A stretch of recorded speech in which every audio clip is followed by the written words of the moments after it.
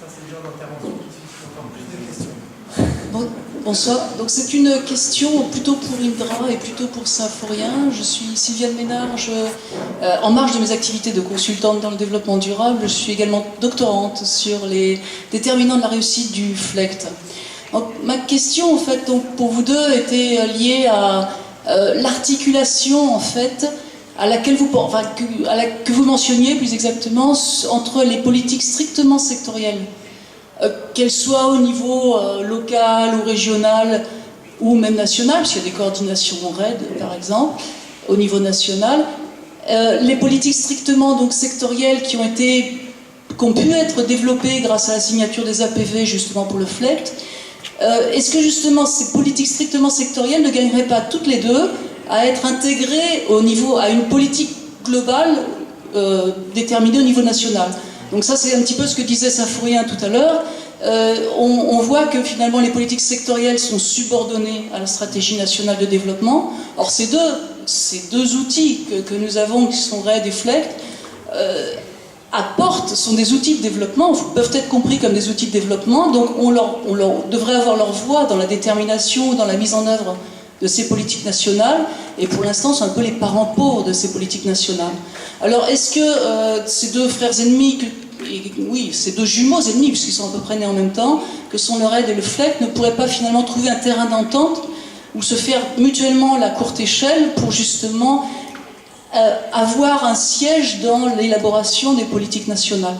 Le FLECT apportant, entre guillemets, dans la corbeille quelque chose comme la détermination d'une stratégie et le fait que les populations, que la stratégie est inclusive, que les populations ont été mêlées, associées à la définition des stratégies. Le RAID apportant, comme toujours, malheureusement dans l'image du RAID, des financements possibles à court terme. Voilà, merci.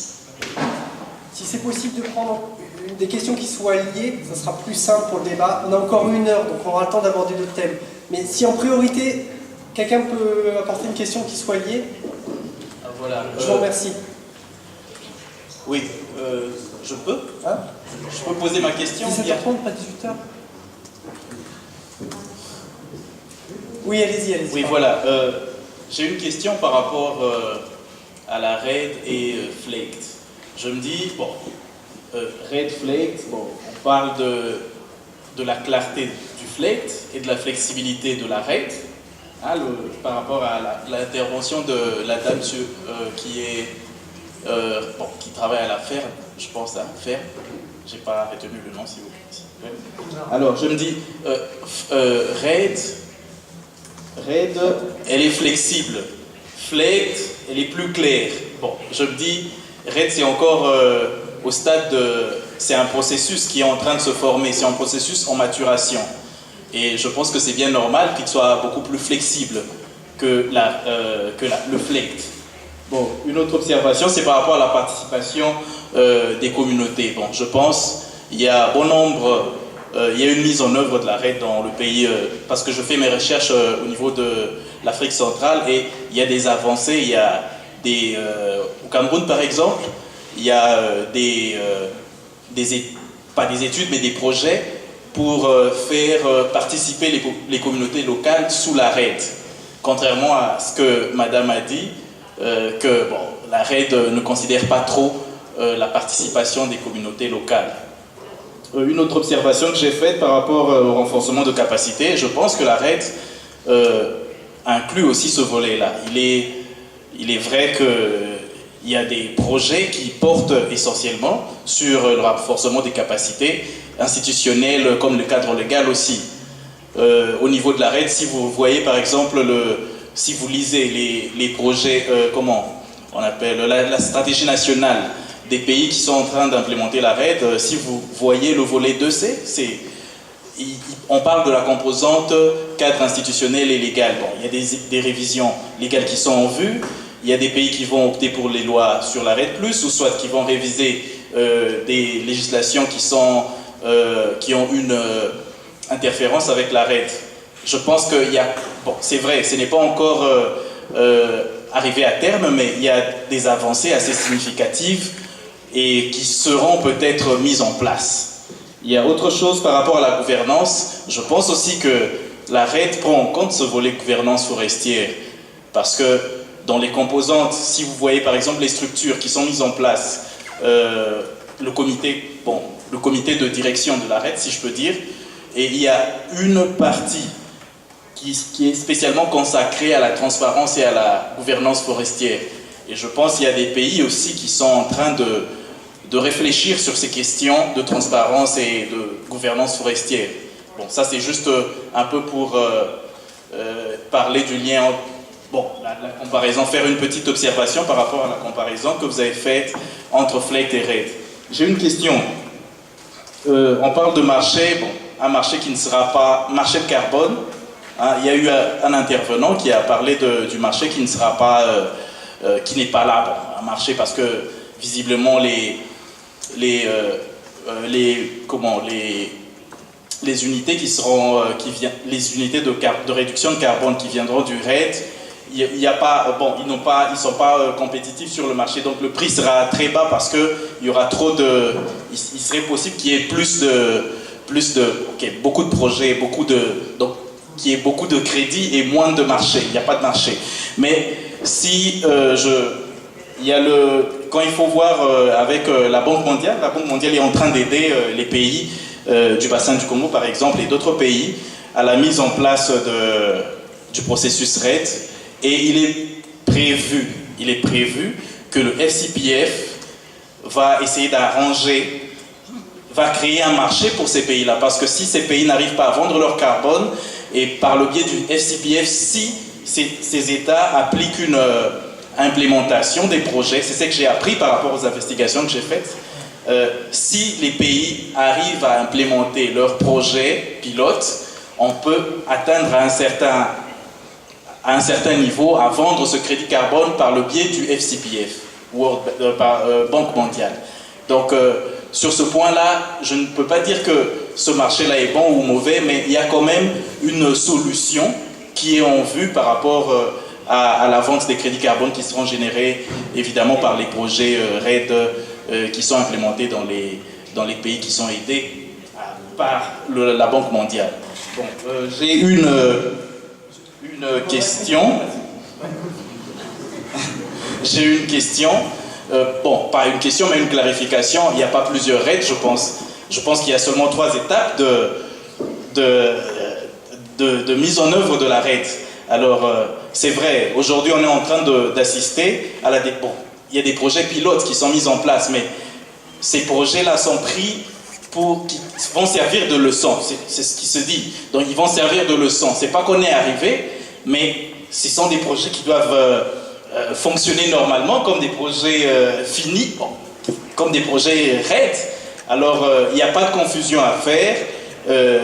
On est en train de mettre en place le mécanisme par ces pays du bassin du Congo, mais seulement, il faut beaucoup de prudence. Moi aussi, je suis sûr qu'une bonne politique nationale, par exemple, une implémentation, une mise en place, par exemple, d'un système de paiement de services environnementaux et assez fort, financé par exemple par les fonds nationaux, ferait aussi que les pays du bassin du Congo, dans mon cas, puissent réduire les risques que peut nous amener la RED. Donc, parce qu'on ne sait pas si c'est un monstre qui va naître ou soit c'est un ange qui va naître.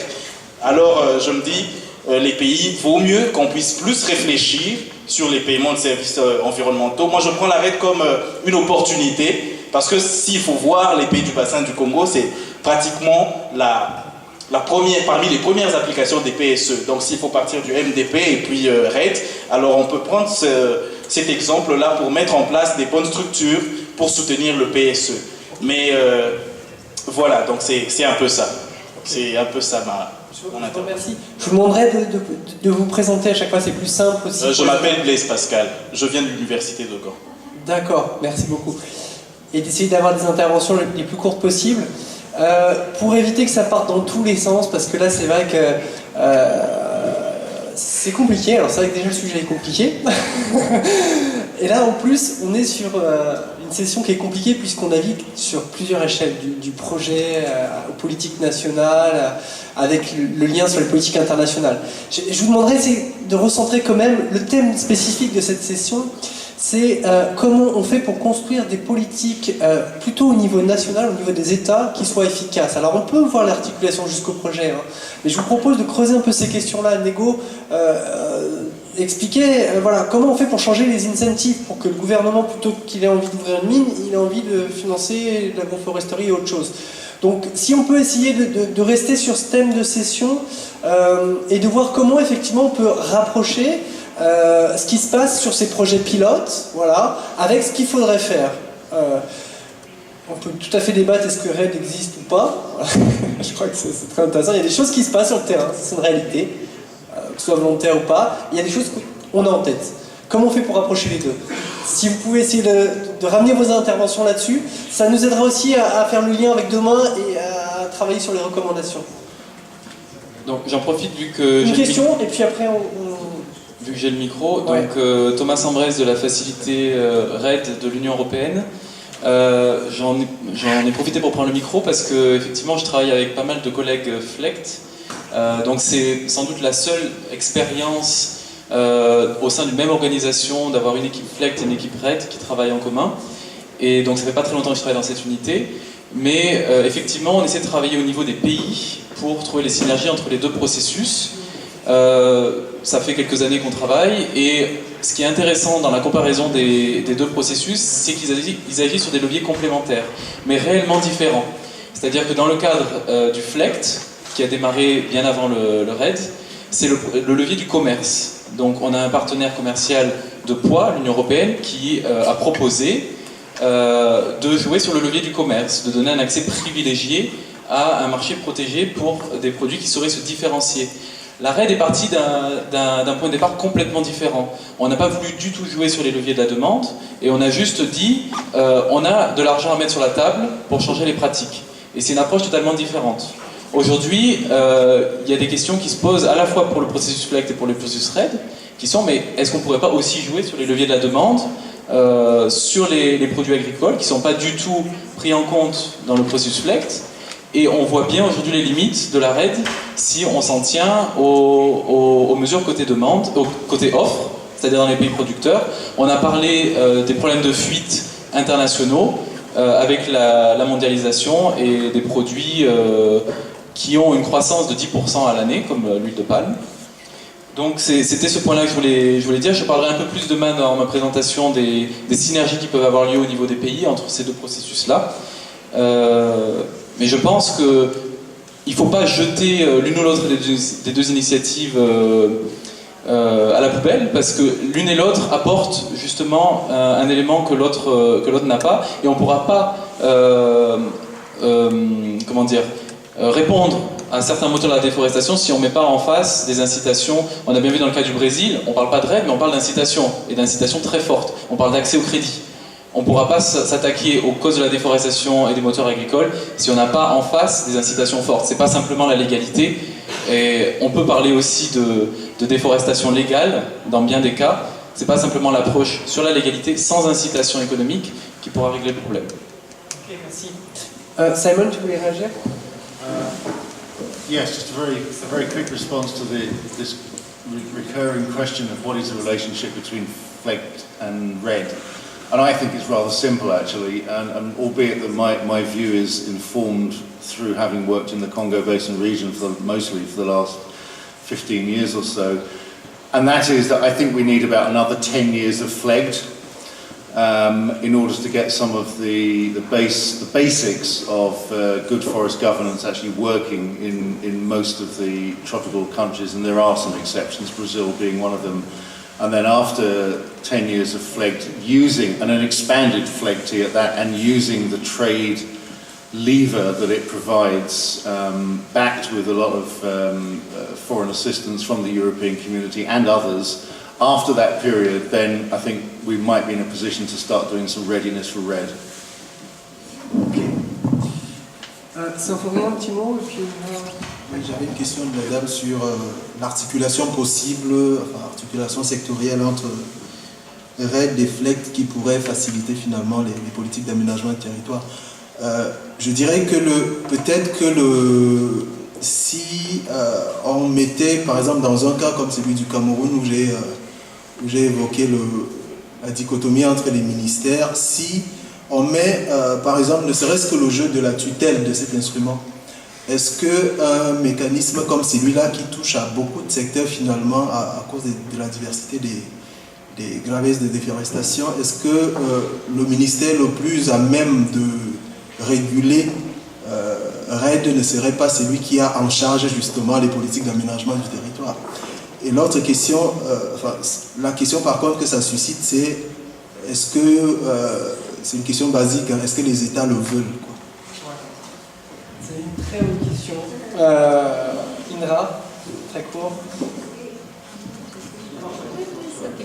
Oui, je voudrais rebondir sur la même remarque que Sylvie avait mis par rapport à un besoin d'une politique sectorielle ou une politique nationale. Oui, je pense qu'idéalement, ce serait nécessaire, je pense, dans chaque pays. Et justement, ce serait intéressant de développer une politique qui va au-delà des différents secteurs, qui voit la place de l'agriculture, le secteur forestier, etc. Mais ce qu'on note aujourd'hui, c'est que RED, FLECT et tout ça se passe sans qu'il y ait une politique claire. Et que s'il y a des efforts, par exemple, avec l'appui de l'FAO, de faire une telle politique, elle est vite faite, sans un processus participatif sérieux. Et finalement, comme en RDC, on a un document qui n'est pas satisfaisant et qu'on ne peut pas travailler avec. Mais je pense effectivement, idéalement, il faut avoir un document global. Et puis ensuite, on peut voir quel processus cadre là-dedans, quelles réformes sont nécessaires, etc. Et je pense que, je ne connais vraiment pas le cas du Brésil, mais si je l'entends, l'ordre des choses est beaucoup plus logique. Et par exemple, au bassin de Congo, c'est très chaotique et certaines choses sont faites de manière vraiment incompréhensible. Et justement, ça relève la question, où est-ce qu'il y a une volonté? Probablement, il n'y a pas de volonté. Et peut-être le problème de chevauchement de titres, le flou concret, etc., c'est peut-être aussi voulu. C'est peut-être une politique en soi. Et si c'est vrai, je pense que c'est aussi la chance de donner un peu plus d'espace à cette société civile qui est vraiment un pilier pour vraiment pousser un peu plus de valeurs démocratiques dans un pays qui est très difficile, etc. Parce qu'on ne doit pas perdre de vue, je pense, tous les pays dont on parle ne sont pas des pays démocratiques, sont des pays extrêmement fragiles, avec plein de problèmes de gouvernance, et c'est un énorme enjeu, un énorme défi. Et comme Simon le disait, peut-être il faut être réaliste et faire les choses à l'aise, et faire d'abord les réformes, et puis voir un peu plus loin, et peut-être le RED vient vraiment à un moment qui n'est pas encore venu. Juste très vite à ce que le monsieur disait que sur papier, il y a plein d'opportunités, le RED prévoit un processus participatif, le RED prévoit des réformes et adresse aussi la gouvernance, etc. Sur papier, peut-être, mais dans la réalité, non. Et quand on voit aussi l'argent qui est sur la table et à quoi on donne l'argent, à quel élément du plan, par exemple du RPP, on donne priorité, c'est certainement pas les aspects de gouvernance et de les réformes qui ont la priorité. Malheureusement, ça va ailleurs. Donc je pense qu'il y a beaucoup sur papier, mais qui ne voient pas le vrai jour, quoi. Ok. Ce que je vous propose, c'est qu'on prenne encore une vingtaine de minutes. Parce qu'il est tard, je vois que les gens commencent à se fatiguer, mais le débat a commencé à se restructurer, donc on va continuer là-dessus, sur cette lancée. Je vous propose, vous avez quelque chose à dire, je vous demanderai d'être assez synthétique, parce qu'il y a encore beaucoup de personnes qui ne se sont pas exprimées, qui ont quelque chose à dire. Si on peut essayer de rester sur ce fil les 20 dernières minutes, comment amener les États à justement faire en sorte, à les convaincre de faire un programme cohérent de lutte contre la déforestation. Oui, je vais être synthétique, mais moi j'étais très frappé par l'exposé d'Émilie Coudel, et je crois qu'on n'a pas tiré toute la substantifique moelle de ce qui s'est passé au Brésil. Le Brésil a dit, moi j'ai les moyens et je veux y arriver. Donc il faut tirer toutes les conséquences de ce qu'il a fait avec son argent. Alors évidemment, la République du Congo, elle n'a pas les moyens de faire ça. Donc la RAID, à mon avis, doit évoluer pour dire faites ce qu'a fait le Brésil et moi je vous aiderai à faire comme ça. Mais arrêtons, il ne faut pas oublier le péché de naissance de la RAID qui est de dire votre carbone, vous avez droit de l'argent si vous ne déforestez pas. C'est un péché de naissance. Quand j'étais jeune forestier en France, on était taxé quand on déforestait, d'accord? Donc le Brésil, il a dit, je ne vous donnerai pas l'argent, vous n'avez pas le droit de déforester. Vous voyez ce que je veux dire? On remonte le droit et donc la gouvernance, c'est ce que vous dites. On va beaucoup plus sur la gouvernance et on a fait un résultat extraordinaire avec le Brésil. Donc il faut le copier et puis voilà. En ayant attention aux autres politiques qui sont de l'énergie, de l'agriculture, etc. L'autre péché de la RAID, c'était d'être unisectoriel et de se focaliser uniquement sur la déforestation. Ça ne suffit pas. Je vous remercie. Il y avait une autre intervention dont Christian avait demandé la parole depuis assez longtemps aussi. Ouais. Ok.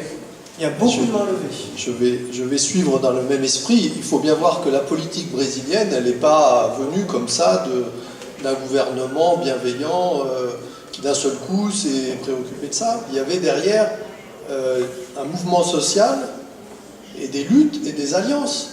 La première réserve, ce qu'ils ont appelé la réserve extractiviste, c'est-à-dire la création d'une zone d'exclusion de tous ces investisseurs, que ce soit forestiers, grands éleveurs et tout, ça s'est fait à la suite d'une bataille des gens, des habitants locaux de la forêt, avec des morts.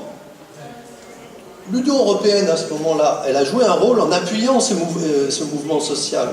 Et moi, je trouve que quand on dit au Congo, on va aider les gouvernements, on oublie complètement cet aspect-là. La société civile, c'est qui? On s'allie avec qui? Pour moi, c'est pas clair. Alors, il y a un point sur lequel je voudrais insister, c'est qu'un des moyens d'action concret, pratique d'une politique dans des pays où il y a des faibles densités de population et où la propriété du sol est complètement indéterminée, c'est justement de reconnaître et d'insister, et si l'Union européenne a quelque chose à faire, c'est là-dessus, d'insister sur la reconnaissance des droits des populations locales sur les terres qu'ils occupent, et ensuite les aider à mettre en place des modes d'exploitation d'exploitation de la nature, que ça soit d'ailleurs de la foresterie communautaire, que ça soit de l'agroforesterie, que ça soit toutes sortes des choses qui permettent aux gens de se développer. Et au lieu de faire des projets extravagants et comment dire, dont on peut penser qu'ils n'ont pas beaucoup de chances d'avenir, si on concentrait les moyens sur cette création de zones, la reconnaissance et l'appui à la création de zones communautaires dans ces régions, à mon avis, on aurait déjà fait un progrès immense. Quand on a dit qu'au Brésil, il y avait 50% en Amazonie, 50% des terres en aire protégée, je crois qu'à peu près les 2/3 de ces terres en aire protégée sont habitées par des gens. Il y a les Indiens. On a vu que c'est les Indiens qui ont défendu la forêt contre l'intrusion de ces investisseurs au moment où le gouvernement ne faisait rien. Donc c'est aussi ça, c'est que les populations locales, elles jouent un rôle dans la gouvernance, elles peuvent aider à faire respecter d'une certaine manière la loi. Et puis il y a toutes les zones, disons, de population traditionnelle, extractivistes et tout, qui ont été aussi reconnues, et souvent à la suite de lutte du mouvement social.